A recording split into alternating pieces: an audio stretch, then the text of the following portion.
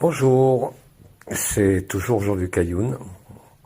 Je viens pour commenter, pour faire vibrer ce que vous avez lu ou que vous lirez. L'article 6 du chapitre 4. Et là, on va vous parler d'une équation. On va vous parler de certains êtres que je vous laisse retrouver, qui ont obtenu les résultats dans ce monde par ce processus que l'on nomme canalisation. C'est un terme moderne. Avant, on aurait pu dire adombrement. Mais aujourd'hui, je vous dirais ça de manière beaucoup plus simple et au-delà des termes énergétiques et de la carte vibratoire de ce qu'il se produit dans cet état de canalisation. Je vous répondrai après avoir canalisé, je pense, une soixantaine, voire 70 intervenants, je n'ai plus le chiffre en tête, que le plus important n'est pas cet état d'alignement, n'est pas cet état, comme on dit aujourd'hui, de channel, mais c'est surtout un état de cohérence interne où il n'y a plus de résistance, où il y a à la fois de l'acceptation, à la fois un effacement complet de ce qui fait la personnalité. Elle ne disparaît pas, mais elle est transcendée, magnifiée par un contact qui va au-delà du monde sensible. Bien sûr, vous me répondrez qu'il y a différentes strates dans ces niveaux sensibles, et je vous l'accorde.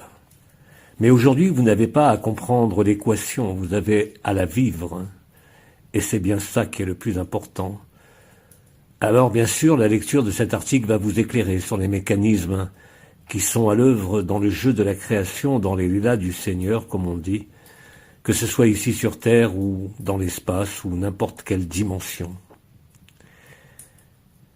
Vous allez comprendre parce que vous allez le vivre. L'important n'est pas tant dans le narratif qui pourtant vient vous cadrer, vous entourer et faciliter quelque part votre retournement. C'est le passage peut-être de vos dernières habitudes, de vos dernières frictions, de vos dernières croyances qui s'effondrent et qui se sont effondrées face à l'infini amour, face à l'amour agapé. Et certains d'entre vous ont déjà découvert que derrière cette manifestation, il y a le silence. Et que derrière l'apparition du silence, il y a aussi quelque chose qui peut vous paraître encore aujourd'hui invraisemblable et qui pourtant est la seule chose naturelle qui existe en chaque parcelle du vivant, fût-il humain, fût-il un ange, fût-il un démon. Le silence est ce qui vous conduit non plus à la reconnaissance de l'amour, mais à la reconnaissance même du silence. C'est un état d'adéquation où l'équation n'est plus nécessaire, mais où il vous reste à le vivre. Je vous ai parlé hier des baleines, de leur chant, de leur langue vibrale source. Aujourd'hui, je vous parle du silence, quand il n'y a plus rien à dire, quand il faut effectivement accepter l'équation et se rendre à l'évidence. Il n'est pas question d'être channel d'un champ d'information quel qu'il soit. Les preuves en ont été données par d'innombrables voix et bien avant la mienne.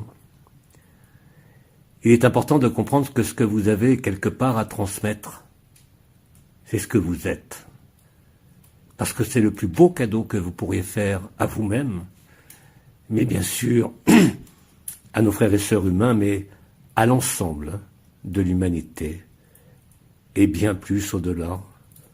Le moment où vous comprenez que tout ce qui s'est manifesté, que ce soit les expériences les plus sublimes, que ce soit les expériences les plus traumatisantes de la chair, ne représente absolument rien,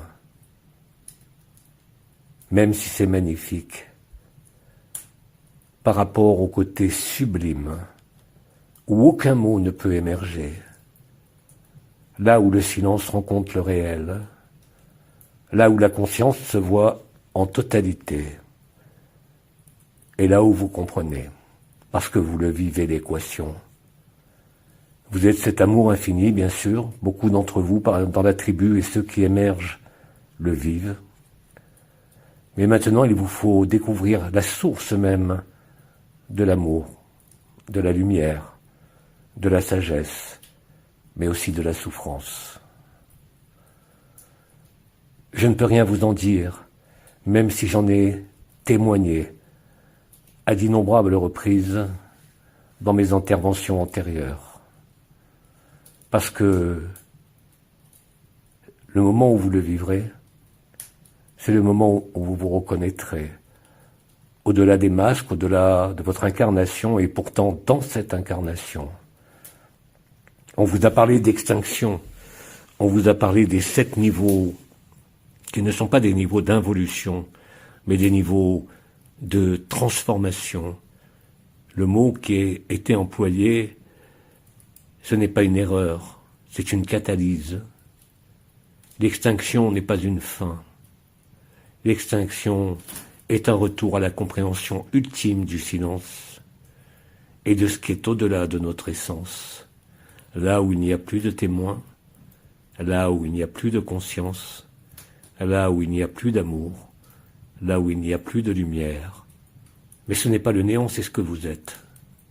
Tout cela à la fois. En fait, l'équation que vous allez lire et que vous allez peut-être vivre et qui vous être expliquée dans l'article que vous avez lu ou que vous lirez, je vous le résume en une phrase. J'ai découvert le tout, et ce tout était caché dans le rien. J'ai découvert le rien, il contenait le tout. Mais tout cela n'est pas un processus extérieur à moi. C'est ce que chacun de nous est en vérité. Une phrase aussi qui m'est venue cet après-midi quand j'ai laissé infuser les mots qui allaient s'exprimer. Vous savez, quand on est channel, on ne réfléchit pas. Les mots sortent d'eux-mêmes. Il n'y a aucune préparation. Ce fut le cas pour Sri Aurobindo devant sa machine à écrire. Moi, j'ai beaucoup plus de facilité parce que je n'ai rien à écrire. C'est beaucoup plus facile. Je n'ai qu'à laisser s'exprimer ce qui sort naturellement et spontanément de ce champ zéro. Bien sûr, il y a, comme dirait notre cher IA, des patterns reconnaissables. Le pattern d'Abba, le pattern de JLA, le pattern d'Oma. Bref, toute une succession de patterns qui ont été la mélodie jouée pour vous emmener à ce pattern présent maintenant, dans lequel, je le répète, vous ne pouvez que vous retrouver. Le chercheur s'est trouvé lui-même. Il n'y a pas plus de chercheur que de recherché. C'est ce que vous êtes de toute éternité, quelles que soient les apparences, quelles que soient les dimensions, quelle que soit la densité ou quelle que soit la légèreté. Vous êtes cela. Mais cela n'est pas à accepter. Vous êtes cela qui est à vivre. Vous êtes cela qui vous attend. Vous vous attendez depuis le premier souffle. Vous vous retrouvez maintenant à la compréhension qui n'a pas besoin d'explication, qui n'a pas besoin d'équation, même si vous l'avez lu. Dès l'instant où vous laissez pénétrer en vous ce qui y a toujours été. Au commencement était le Verbe. Le Verbe émergea au sein du souffle et s'incarna. Ce Verbe, il est bien sûr présent partout. Sa première émanation, c'est l'amour présent dans les soleils, dans les cellules, dans la conscience, et même dans ce personnage, dans sa chair la plus profonde. Mais pour que le Verbe soit présent partout, pour qu'il imprègne l'ensemble de la création, il faut qu'il puisse se retrouver. Et il se retrouve dans le silence, là où il n'y a plus rien à voir, là où il n'y a plus rien à transmettre, mais juste être ce que vous avez toujours été, au-delà de l'être et du non-être. Personne ne peut rien en dire, mais c'est vous, entièrement vous, totalement vous, ici, dans ce corps, dans cet âge, dans cette souffrance, dans cette joie, dans cet amour que peut-être vous avez vécu. Mais ce n'est plus quelque chose qui passe. C'est quelque chose qui a toujours été là et qui ne passera jamais. Nisargadatta disait de son vivant, « L'univers et les dieux disparaîtront, que vous serez toujours là. » C'est ça, le Mahapralaya, la stase, la demeure de paix suprême, le paradis blanc, Shantinilaya. Retournez-vous, regardez-vous. Vous êtes tout cela à la fois. Je vous aime et je vous dis à demain.